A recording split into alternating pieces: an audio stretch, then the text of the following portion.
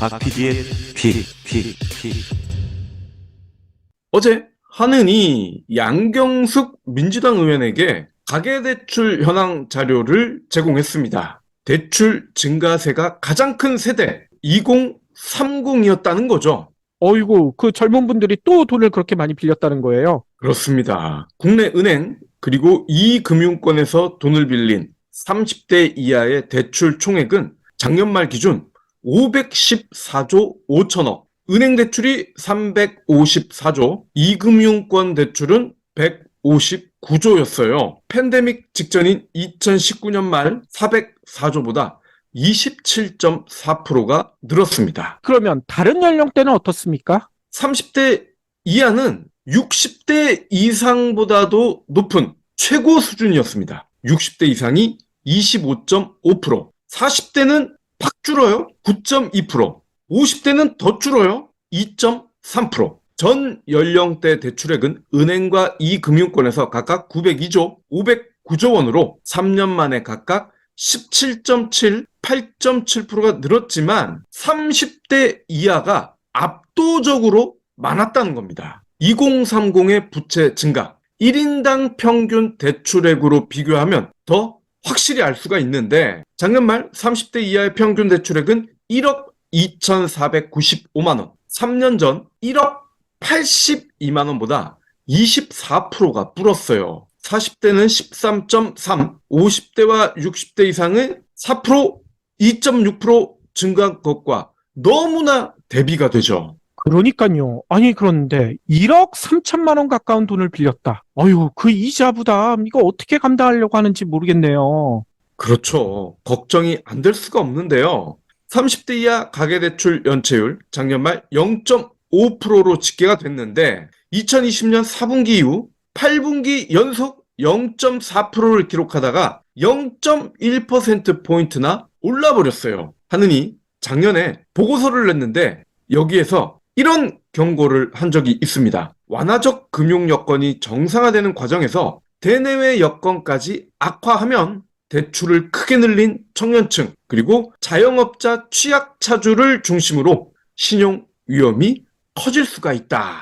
양경숙 의원은 코로나 사태를 거치면서 경제적 기반이 약한 청년층 대출이 너무 많이 늘었다. 높은 금리, 물가 속에서 이들의 이자 부담이 갈수록 커지고 연체가 늘어나면 소비까지 줄어서 금융은 물론이고 경제 전반의 위험 요소가 될 수가 있는데 지원책을 마련해야 되는데 뭐하고 있냐라고 지적을 하셨습니다. 그렇군요. 그런데 이런 상황에서 부동산 시장에는 또 놀라운 변화가 있다면서요. 근데 너무나 우려되는 변화더라고요. 맞습니다.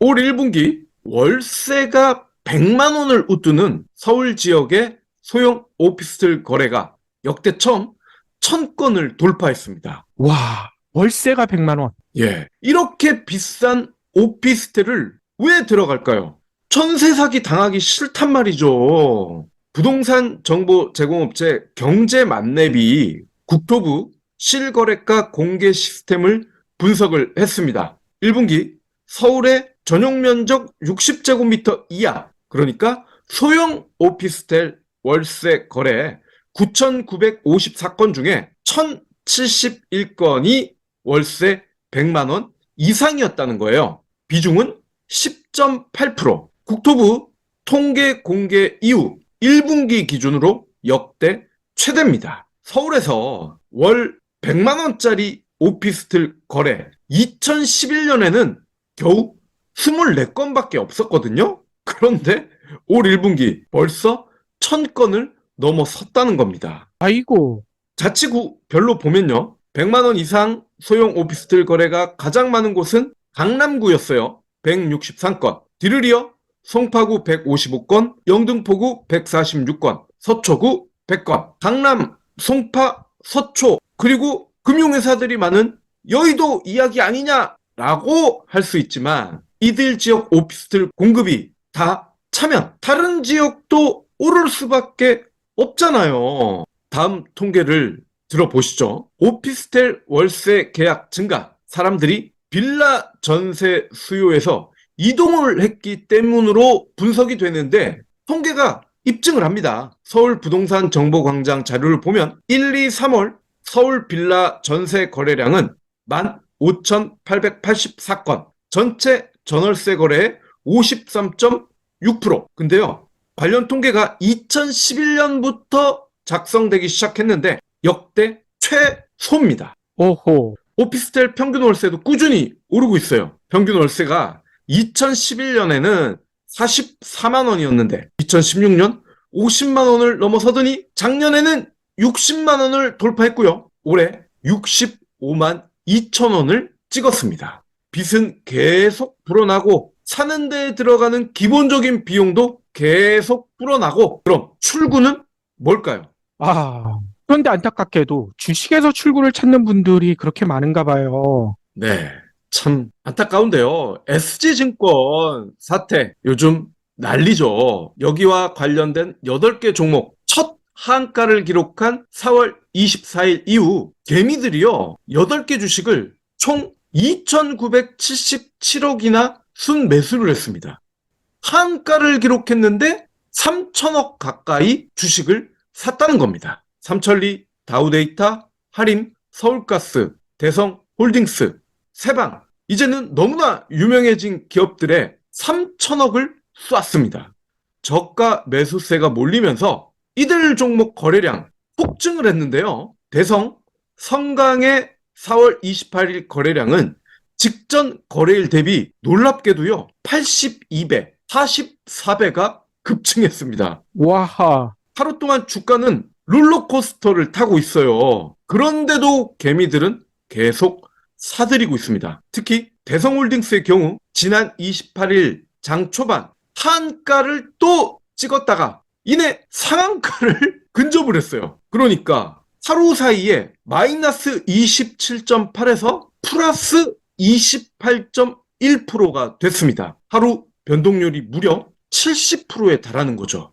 와, 이 정도면 기네스북에 올라도 되지 않을까 싶은데요. 그러니까요. 그리고 이런 주식은 진짜 도박이다라고 볼 수밖에 없을 것 같아요. 그렇죠. 주가가 반등하기 직전에 산 투자자들은 수익을 냈을 수 있지만 하한가 따라잡기에 나선 상당수 투자자들은 큰 손실이 불가피했을 것이란 통계 아니겠습니까? 이쯤 되면 개미는 더 이상 개미가 아니죠. 헤지 펀드에 가깝지 않습니까? 하한가 따라잡기, 이른바 핫다가 또 유행을 한대요. 주말에 등산하셨다고요? 주말에 지역 축제 다녀오셨다고요? 니곽스 베이스워시로 세탁하셔야죠. 면이 아닌 화학섬유는 전용 세제로 빨아야 오염물질이 제대로 제거됩니다. 일반 세제로 세탁하면 잔여 오염물이 남아서 옷장에서 냄새가 날 수 있어요. 평일에도 속옷은 물론 아이들 교복, 체육복이 세탁 바구니에 쌓인다고요? 이런 옷들도 대부분 화학섬유로 만들어졌습니다. 지금은 니곽스 베이스워시 할 시간입니다. 베이스워시는 네이버에서 경불진모를 검색하시면 구매하실 수 있습니다.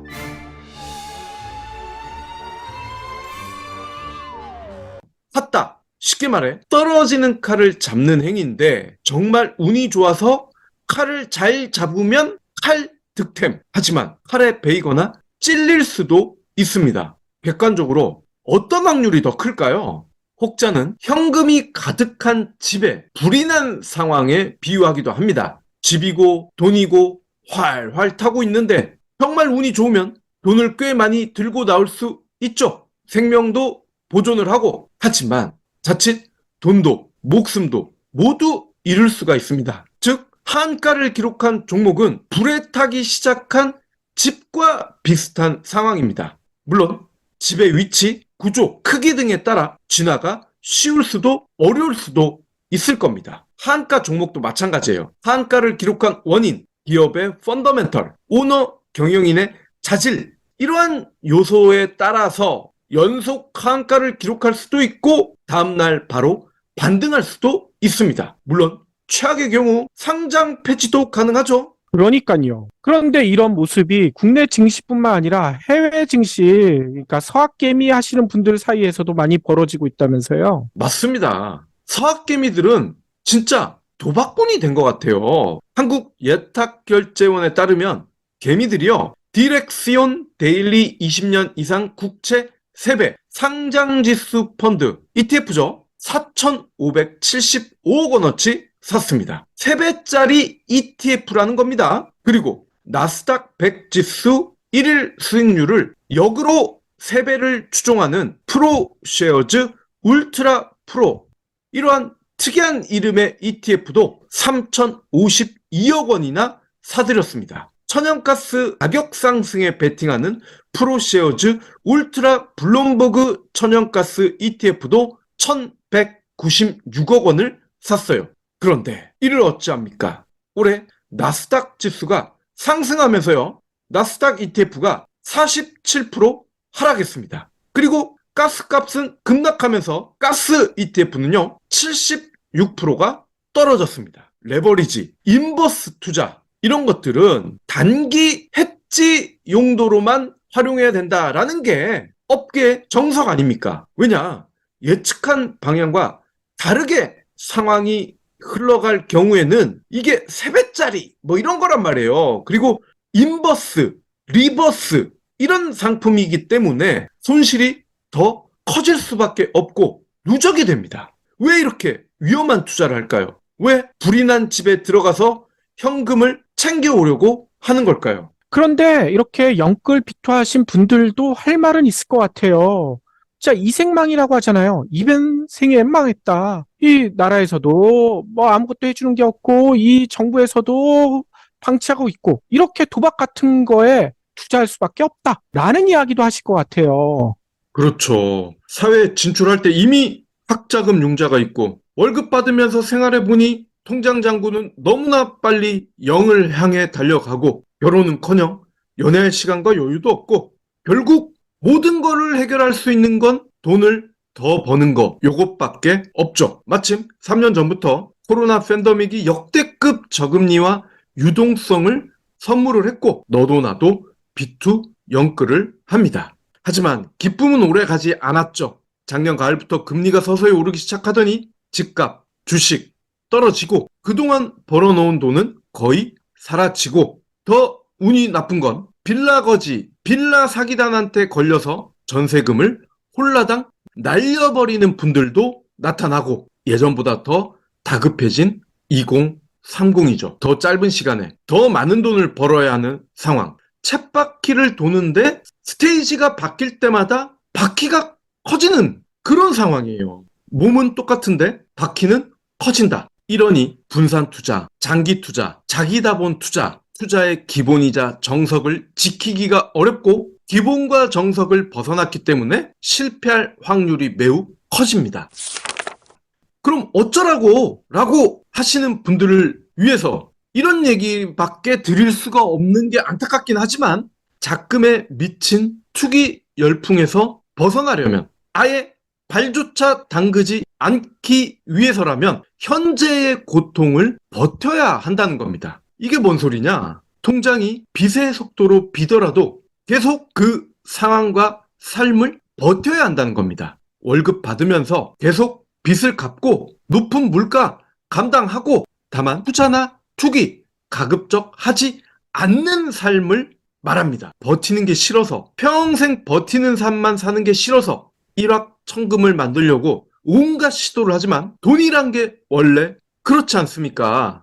죽어라 쫓아가면 죽어라 도망갑니다. 돈도 사람도 스토커를 싫어합니다. 버티다 보면 기회가 온다고 하죠. 30대라면 2008년 금융위기와 최근의 코로나 팬데믹 상황에서 뭔가를 배웠을 거예요.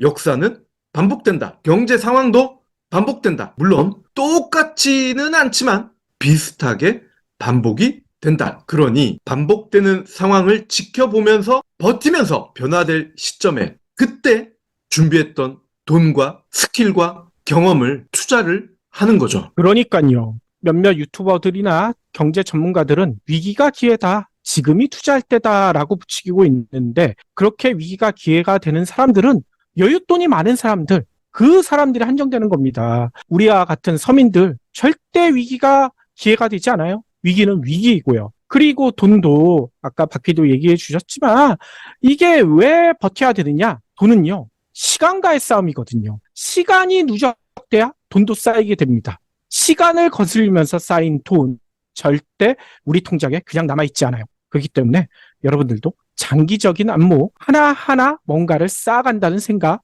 저희와 경불진과 함께 해주시는 게 좋을 것 같아요. 경불진 완주해 주셔서 감사합니다. 하트 투척, 댓글 남기기, 링크 공유, 계좌 후원 등 경불진 두 PD에게 힘을 보태주세요. 더 좋은 내용으로 보답하겠습니다.